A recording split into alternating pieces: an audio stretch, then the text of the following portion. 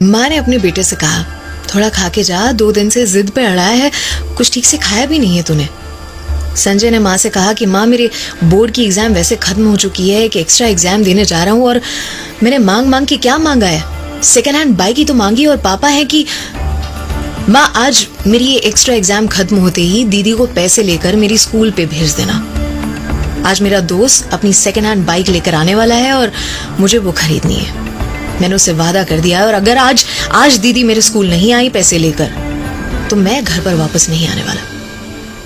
माँ ने रिक्वेस्ट करते हुए अपने बेटे से कहा, बेटा तुझे एक नई बाइक लेकर देने वाले थे तेरे पापा, लेकिन पिछले महीने जो एक्सीडेंट हुआ वो।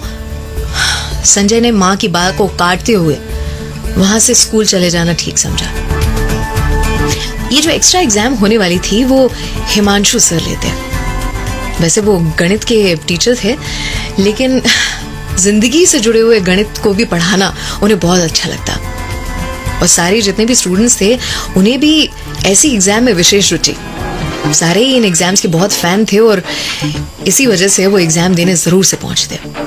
संजय भी पहुंचा और जैसे ही पेपर हाथ में आया तो उसमें पहला प्रश्न था, आपके घर में जितने भी लोग हैं, माँ बाप भाई बहन, आप रोज के कितने घंटे काम करते हो।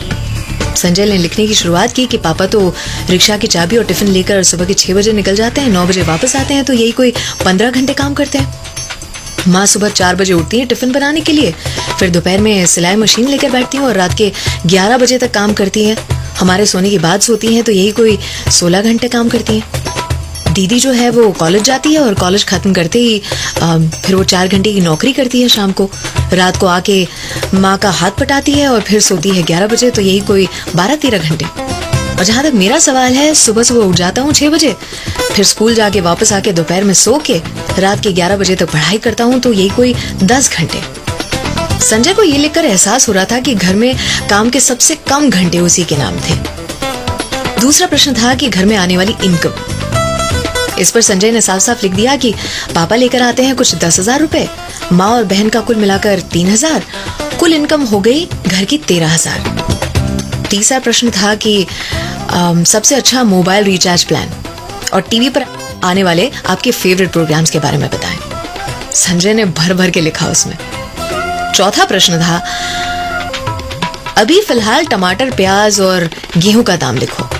संजय इसमें कुछ लिख न पाया, उसे इसके बारे में पता ही नहीं था, तो उसने छोड़ दिया।